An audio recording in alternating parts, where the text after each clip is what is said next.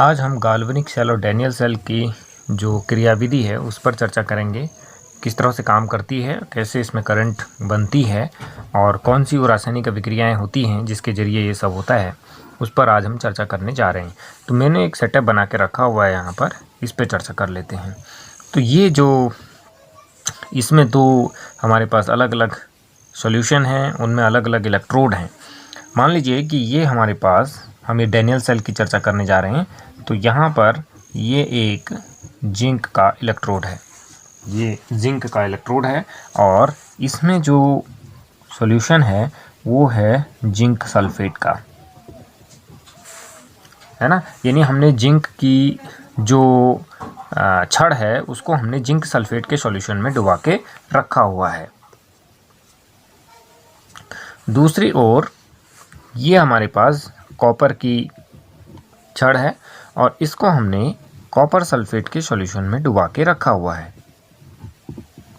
CuSO4 के solution में हमने इसको रखा हुआ है। तो ये हमारा एक सेटअप है और यहाँ पर ये वाला जो पोर्शन है, जो U ट्यूब है, इसमें आपका ये U आकार की जो ट्यूब है, इसको कहते हैं साल्ट ब्रिज।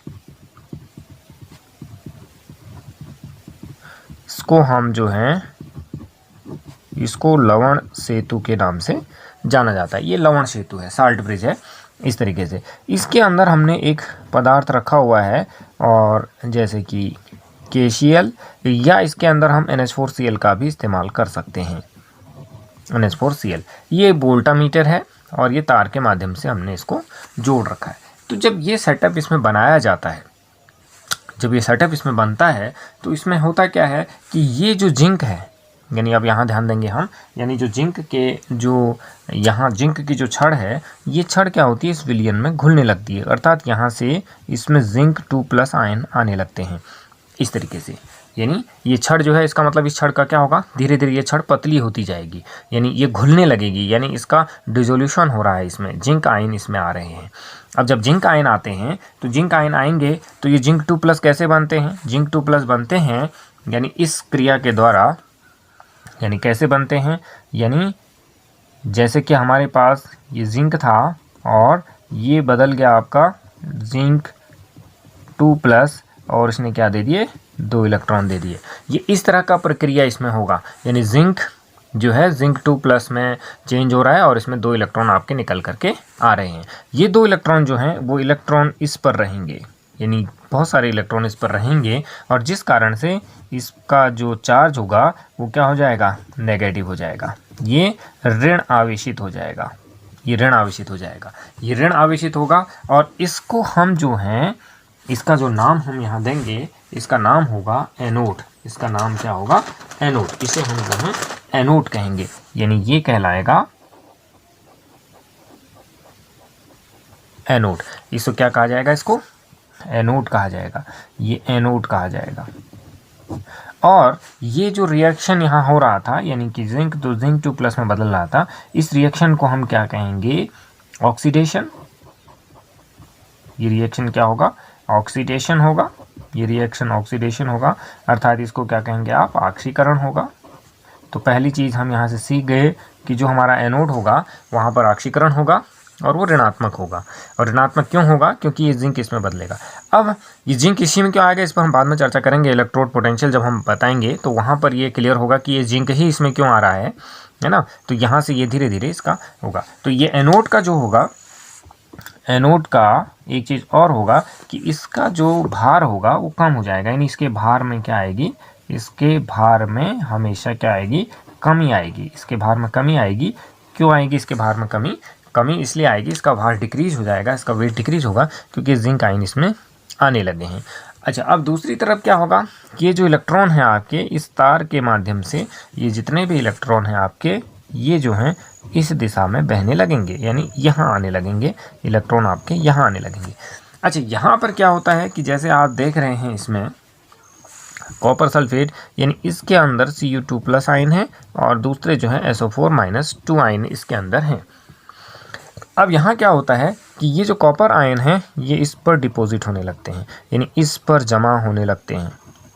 इस पर ये क्या होने लगते हैं, जमा होने लगते हैं, कॉपर आयन इस पर जमा होने लगते हैं। अब ये जमा क्यों होते हैं, ये इस रिएक्शन के जरिए जमा होते हैं। जैसे कि हमारे पास है यहाँ पर कि Cu2+ है ये वाले आयन, प्लस ये जो 2 इलेक्ट्रॉन आ रहे हैं उधर से, यानी कहाँ से, एनोड से, और ये इस तरह से आपका Cu सॉलिड बन गया। यानी ये जो रिएक्शन है आपका, ये रिएक्शन क्या कहलाता है, इस रिएक्शन को आप क्या कहते हैं, अपचयन कहते हैं। इस रिएक्शन को हम अपचयन कहते हैं, यानी इसको क्या कहा जाता है, रिडक्शन कहा जाता है। ये रिडक्शन रिएक्शन हो गई। और यहाँ पर जो हमारा ये वाला पोर्शन है ये थोड़ा पॉजिटिव हो जाता है, और पॉजिटिव होने के नाते इसको हम कहते हैं कैथोड। इसको हम कहते हैं कैथोड। तो कैथोड जो है, यानी कैथोड पर हमेशा जो है अपचयन होगा। कैथोड पर क्या होगा, हमेशा अपचयन होगा। तो ये पूरा इसका सेटअप हो गया। अब जो इलेक्ट्रिसिटी होगी, यानी इसके जरिए इसमें पोटेंशियल डिफरेंस पैदा होने के जरिए ये इसमें जो है एक इलेक्ट्रिसिटी जो जनरेट होगी वो कहाँ से होगी, जो धारा होगी यानी आई, वो कुछ इस तरीके से आएगी। धारा का मतलब क्या होगा कि जो धारा होगी वो कैथोड से एनोड की तरफ आएगी। तो कैथोड हमेशा पॉजिटिव होगा, कैथोड जो है हमेशा पॉजिटिव होगा, और एनोड हमेशा नेगेटिव होगा। एनोड पर आपका ऑक्सीडेशन होगा, और कैथोड पर हमेशा क्या होगा, रिडक्शन होगा। कैथोड पर क्या होगा, रिडक्शन होगा, अर्थात इसमें इलेक्ट्रॉन जो है आपके गेन होंगे। और ये जो पूरा का पूरा ये जो हमारा इसके अंदर जो हो रहा है वो क्या हो रहा है, रिडॉक्स रिएक्शन हो रही है। इसके अंदर पूरा क्या हो रहा है, यानी रिडॉक्स रिएक्शन। ये रिडॉक्स रिएक्शन के जरिए ही इसमें जो है ये इलेक्ट्रिसिटी जनरेट हो रही है। तो अब हम इसका जो है कुछ रिएक्शंस लिख लेते हैं। यानी हम इसको, इस वाले को हम कहते हैं हाफ सेल, इनको कहा जाता है, इनको कहा जाता है हाफ सेल। ये हाफ शेल होती हैं दोनों की दोनों, ये भी हाफ सेल होगी। इसको अगर नाम दें तो इसमें ऑक्सीडेशन हो रहा है, तो ये ऑक्सीडेशन जो है आपका हाफ शेल होगा, और ये रिडक्शन हाफ सेल हो जाएगी। ऑक्सीडेशन हाफ सेल और रिडक्शन हाफ सेल। तो अब हम इनके जो है रिएक्शंस लिख लेते हैं। तो हम इस तरीके से रिएक्शंस को लिख सकते हैं, इस तरह से यहाँ लिख देते हैं रिएक्शंस को। तो हम सबसे पहले यानी एनोड की रिएक्शंस को लिखते हैं। यानी एनोड पर क्या रिएक्शंस होती हैं, एनोड की जो रिएक्शन है, एनोड पर हमारी जो रिएक्शन हुई थी क्या हुई थी कि जिंक था, सॉलिड था ये, और इसने क्या किए, इलेक्ट्रॉन जिंक 2+ और +2 इलेक्ट्रॉन इसने निकाले। यानी ये जो रिएक्शंस थी एनोड पर, इस रिएक्शंस का क्या नाम था, ये रिएक्शन थी ऑक्सीडेशन। ये हमको जरूर याद रखना है, ऑक्सीडेशन, यानी ऑक्सीडेशन हो रहा था यहाँ पे। इसके बाद हमारा यानी एनोड पे, कैथोड पे क्या होगा, यानी कैथोड पर जो रिएक्शन होगी, कैथोड पर क्या रिएक्शन हुआ, यानी Cu2+ +2 electron is equal to हमारा हो गया ये, यहाँ से क्या हो जाएगा, Cu एस, ये एक्वस हो जाएगा और ये एक्वस था, यानी AQ का मतलब जल था। ये तो हाफ सेल रिएक्शन हो गई। यदि हम इसको जोड़ दें, इसकी नेट सेल लिखें, नेट सेल रिएक्शन क्या होगी इसकी, तो नेट सेल रिएक्शन देख लेते हैं इसका। नेट सेल रिएक्शन क्या हो जाएगी, नेट सेल रिएक्शन हो जाएगी हमारे पास, यानी हम क्या करेंगे, दोनों को ऐड करेंगे, तो ऐड करके हमको क्या मिलेगा देखते हैं। यानी हमने कैसे ऐड करना है, जिंक ये सॉलिड था, ये वाला प्लस इसके साथ हमारे पास Cu2+ थे, है ना, और ये था एक्वस, और इसके बाद यहाँ हमारे पास आया जिंक 2+ एक्वस, और प्लस यहाँ पे आ जाएगा हमारे पास Cus। ये होगा नेट सेल रिएक्शन, यानी ये हो जाएगी सेल, इसको कहेंगे सेल रिएक्शन। ये सेल रिएक्शन होगा। तो सेल रिएक्शन हो गया, ये हाफ सेल रिएक्शन हो गई, ये दोनों एनोड और कैथोड पर। एनोड पर रिएक्शन ऑक्सीडेशन हो गया, कैथोड पर हमारा क्या हो गया, यहाँ पे रिडक्शन हो गया, ये रिडक्शन हो गया, यानी इसमें क्या हो रहा है, इलेक्ट्रॉन आपके गेन हो रहे हैं। तो ये हो गया इस तरीके से। अब ये हो गया, यानी रिएक्शंस भी हो गई कि हमने रिएक्शन इस तरह से इसकी जान ली। अब हम बात कर लेते हैं कि सेल को कैसे दिखाते हैं, यानी रिप्रेजेंटेशन ऑफ ए सेल, यानी रिप्रेजेंटेशन।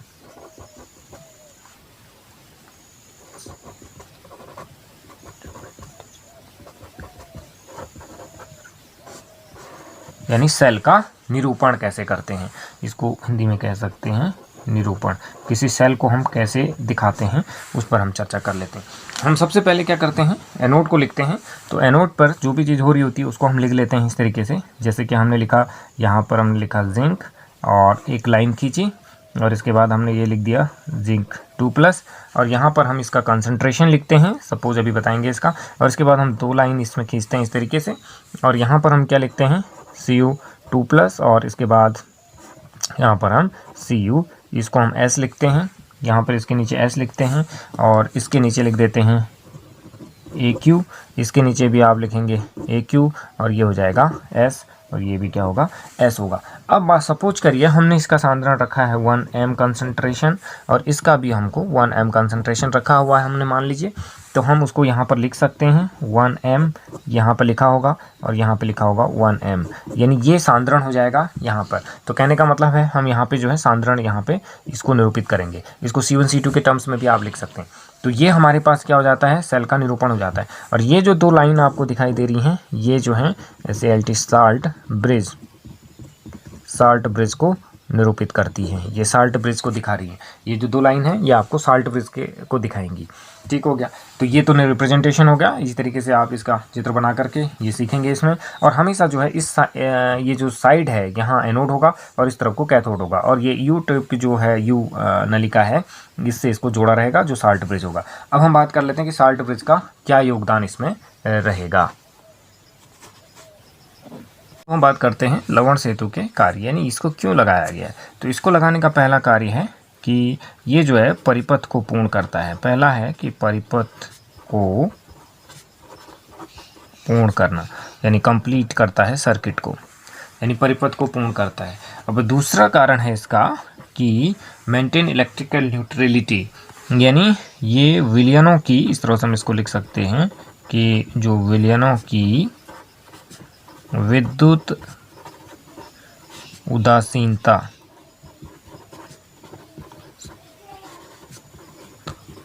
को बनाए रखना। इसको एक्सप्लेन कर सकते हैं, बड़े आसानी से हम इसको एक्सप्लेन कर सकते हैं। पहला तो ठीक हो गया, सर्किट बन गया, जैसे इधर से तार जा रहा है तो इस तरह से ये पूरा का पूरा एक सर्किट इसमें बन रहा है, यानी क्लोज हो गया, परिपथ पूर्ण हो गया।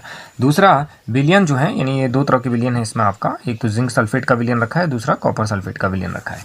अब यहाँ पर देखेंगे आप, यहाँ अगर हम देखते हैं, इसको ध्यान से देखें, यहाँ पर जिंक 2+ आयन है और पहले से ही इसमें जो है जिंक 2+ और SO4 2- आयन पहले से मौजूद है, क्योंकि हमने जिंक सल्फेट ले रखा है।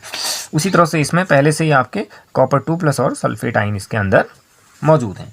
अब हो क्या रहा है कि आप देख रहे हैं इसमें कौन से आयन आ रहे हैं, आप इसमें जो है जिंक 2+ आयन जो है आने लग गए, यानी ये जिंक 2+ आयन यहाँ से इधर आ रहे हैं, जिंक 2+ आयन आ रहे हैं। तो इसका मतलब क्या हो गया कि इसके अंदर जो है धनावेश बढ़ गया, इसके अंदर क्या हो गया, धनावेश की वृद्धि हो गई।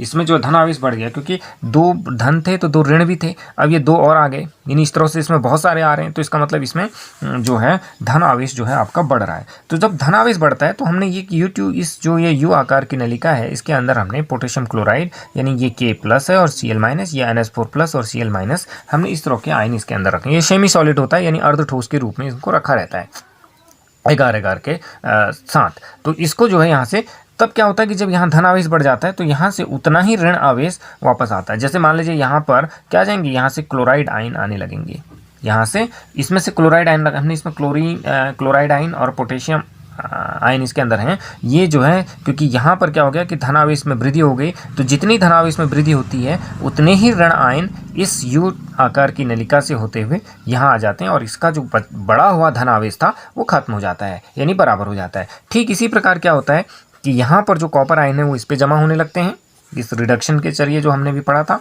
इस रिडक्शन के जरिए। तो यहाँ पर क्या होता है कि ये इसमें ऋण आवेश की वृद्धि हो जाती है। यहाँ पर क्या हो गया, 2 ये ऋण आवेश बढ़ गया, तो उस तरह से यहाँ से जो आपका धनावेश है, यानी पोटेशियम पॉजिटिव आयन, उतने ही पोटेशियम पॉजिटिव आयन आएंगे जितना यहाँ पे जरूरत होगी। जितना यहाँ बड़ा हुआ ऋण आवेश है उसको खत्म कर दिया जाएगा, किसके जरिए, आपके धनावेश के जरिए। और यहाँ पर जितना ही जो है आपका धनावेश बढ़ रहा था उसको खत्म कर दिया जाएगा, किसके जरिए, ये क्लोराइड आयन के जरिए, यानी ऋण आवेश के जरिए। तो इस तरह से यहाँ से ऋण आवेश आया, यहाँ से इसमें धनावेश आया। इस तरीके से ये जो है एक इलेक्ट्रिकल न्यूट्रलिटी इसमें मेंटेन हो गई।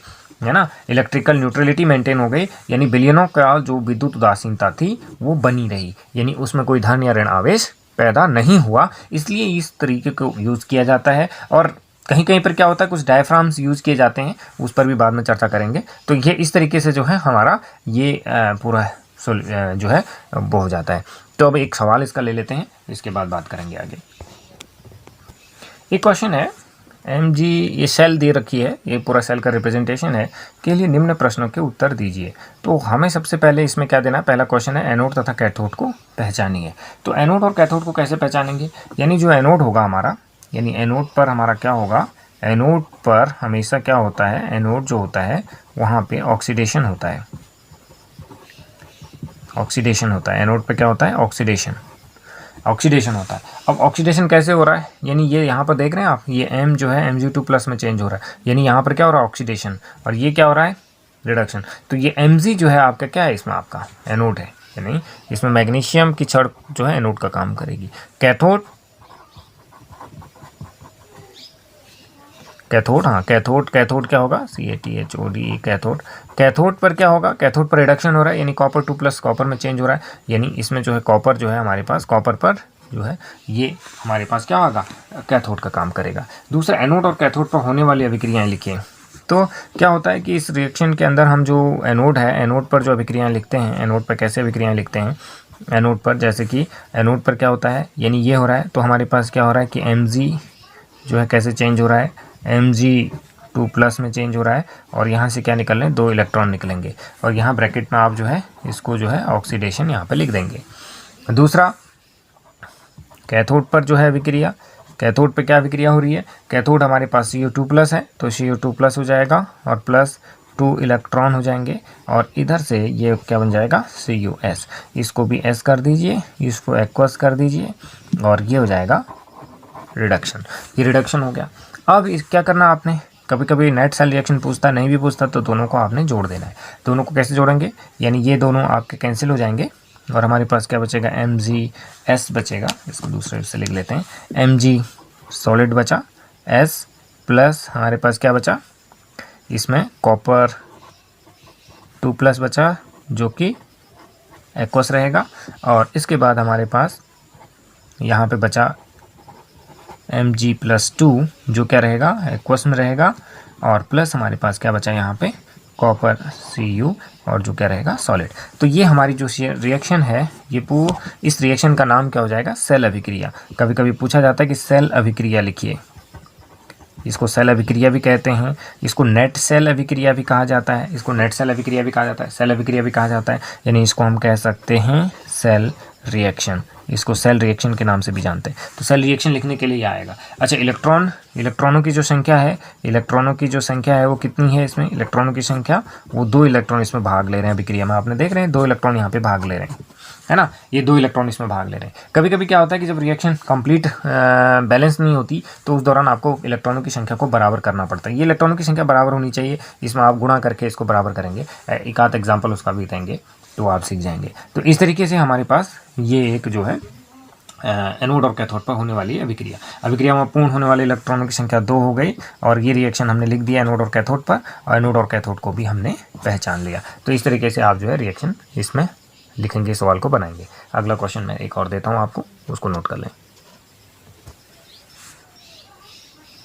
इन क्वेश्चंस को कर लीजिए आप, जो है दोनों में सेम हैं, जैसे पहला वाला सेल है, दूसरा वाला सेल है, सवाल वही है, एनोड कैथोड, सेल अभिक्रिया और इलेक्ट्रॉनों की संख्या, इन दो में आप जो है बना करके देखिए।